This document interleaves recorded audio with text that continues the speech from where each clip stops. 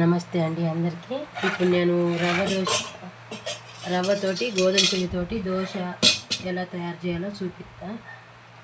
దానికి కావాల్సిన పదార్థాలు: ఉల్లిపాయలు, పచ్చిమిరపకాయలు, జీలకర్ర, కొత్తిమీర, కలియమాకు, ఉప్పు, గోధుమ పిండి, రవ్వ, నీళ్ళు. ఇప్పుడు దీన్ని తయారు చేసే విధానం చూపిస్తా. ముందుగా మనము బొంబాయి రవ్వ సగం కప్పు తీసుకున్నా.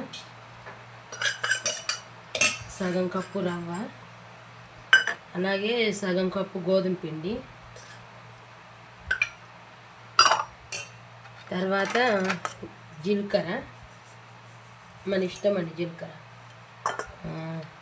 ఉప్పు తగినంత ఉప్పు, నేను ముందుగా కడిగి పెట్టుకున్న కరివేపాకు, కొత్తిమీర. ఇప్పుడు మనకు కారాన్ని బట్టి మన ఇష్టం, ఎంత పచ్చిమిరపకాయలు ఎంత వేసుకోవాలంటే అంత. నేనైతే ఇవి బాగా కారం ఉన్నాయి, తేజాయి, కొద్దిగా వేసుకున్నా. ఉల్లిపాయ ముక్కలు మన ఇష్టం. ఈ దోశకు ఉల్లిపాయలు ఎన్ని ఉంటే అంత మంచిగా ఉంటుంది దోశ. ఉల్లిపాయ ముక్కలతోనే మంచి టేస్ట్ వస్తుంది. నేను సగం కప్పు ఉల్లిపాయ ముక్కలు తీసుకున్నా. ఇప్పుడు దీన్ని కలుపుకోవాలా.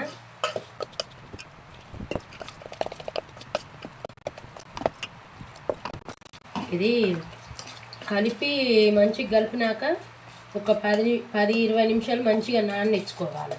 నానితే అప్పుడు దోశ మంచిగా వచ్చింది. తగినన్ని నీళ్ళు పోసుకోవాలా. కొంచెం లూజుగానే కలుపుకోవాలి, ఎందుకంటే రవ్వ కదా, బొంబాయి రవ్వ ఉబ్బు అయిద్ది, కొంచెము నానేరికి గట్టిగా అవుతుంది.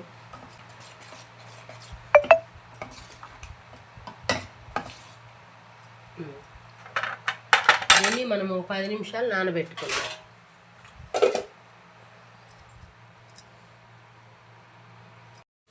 మనం ముందుగా నానబెట్టుకున్న రవ్వ ఇగో నానింది, ఇట్లా మంచిగా అయింది. ఒక 20 నిమిషాలు నానబెట్టుకున్నా. ఇప్పుడు పొయ్యి ముట్టించి దోశ ఎలా వేసుకోవాలో చూపిస్తా.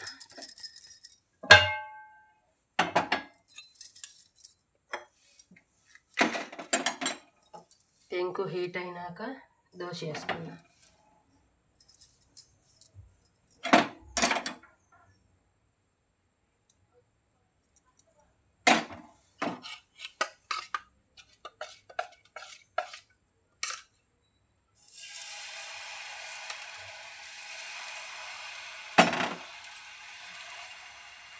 ఇది మన మామూలు దోశ లెక్క, బియ్యం పిండి దోశ లెక్క పలసగా రాదు కొంచెం, ఎందుకంటే ఉల్లిపాయలు, పచ్చిమిరపకాయలు, కొత్తిమీర, జీలకర్ర వేసినాం కదా, కొంచెం మందంగా వచ్చింది.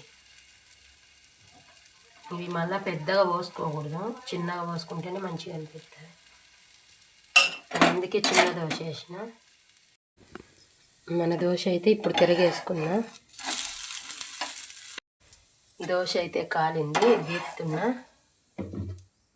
ఈ షార్ట్ బాక్స్ వేసుకున్నా. మరొక దోశ వేసుకున్నా. నేనైతే ఒక 4 దోశలకే కలిపిన పిండి. మా అమ్మకు షుగర్ ఉన్నదని, ఉదయం అన్నం తినకూడదని ఈ దోశ అయితే చేసిన నేను.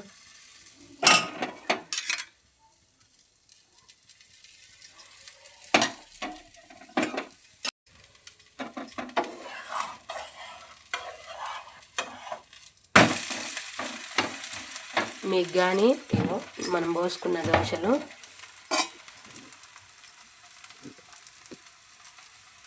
ఇలా వచ్చినాయి.